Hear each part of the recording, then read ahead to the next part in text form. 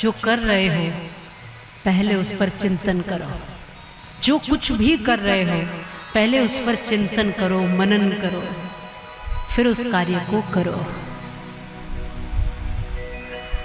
यहां तक कि मंदिर आ रहे हो तो पहले उसका कारण जानो कि मैं मंदिर क्यों जा रहा हूं। मेरे दादाजी जाते थे, पिताजी जाते थे, पड़ोसी जा रहे हैं, ये जा रहे हैं, वो जा रहे हैं, केवल इसीलिए जा रहे हो या वास्तविक तुम्हें पता है कि मंदिर क्यों जा रहे हैं? पूरी दुनिया जा रही है इसीलिए जा रहे हो, पूरी दुनिया कथा सुन रही है इसीलिए सुन रहे हो, या वास्तविक तुम्हें कारण पता है कि तुम कथा क्यों सुन रहे हो? जो कर रहे हो पहले उसको जानो, बिना सोचे समझे। आज की समय में, आज की दुनिया में ये स्थिति हो गई है कि बिना सोचे समझे जो दूसरा कर रहा है बस हम भी वही करने लगे। जो दूसरा कर रहा है बस उसी के पीछे भाग लिए।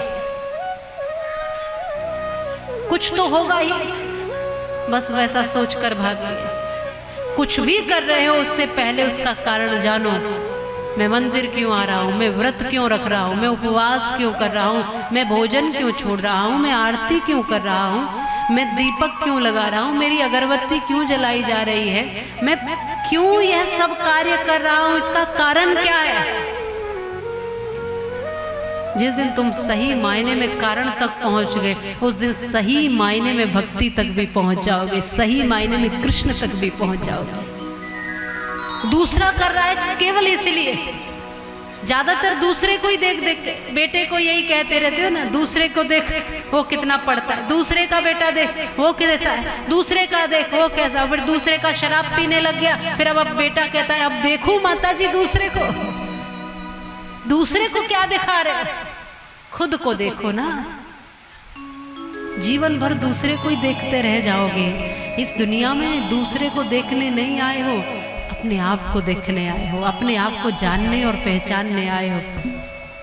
अपना कौन है यह पता करने आए हो। हम कौन है यह जानने आए हो।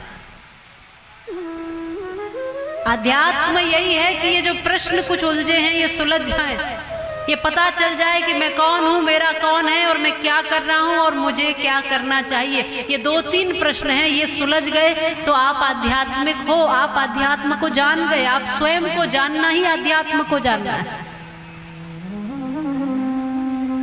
ब्रज गोपियों को जो मिला है वो ब्रज गोपियां पहचान रही हैं कि हमको क्या मिला है। आज आपको कथा मिली है पर कथा का आज मोल नहीं पता है कि इसका मोल क्या है। जो आपको अद्भुत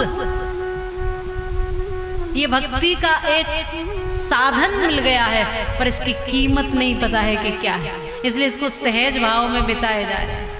ये शरीर मिल गया है, इसकी कीमत नहीं पता है, इसलिए सहजता में जा रही है। ये जीवन मिला है, इस जीवन का मोल ही नहीं पता। ये वक्त हमारे पास है, ईश्वर ने हमें समय दिया है, इसका मोल ही नहीं पता, इसलिए वैसे ही बिना मतलब के बहाए जा रहे हैं। जिस दिन तुम्हें अपने बारे में पता चल गया उस दिन सही मायने में तुम भक्त भी बन जाओगे और कृष्ण को भी जान लोगे। मैं बहुत आश्चर्य से देखती हूँ लोगों को, बहुत आश्चर्य होता है कि व्यक्ति कितना अंधेरे में जी रहा है और कितना आंख बंद करके मूर्छा में पड़ा हुआ है।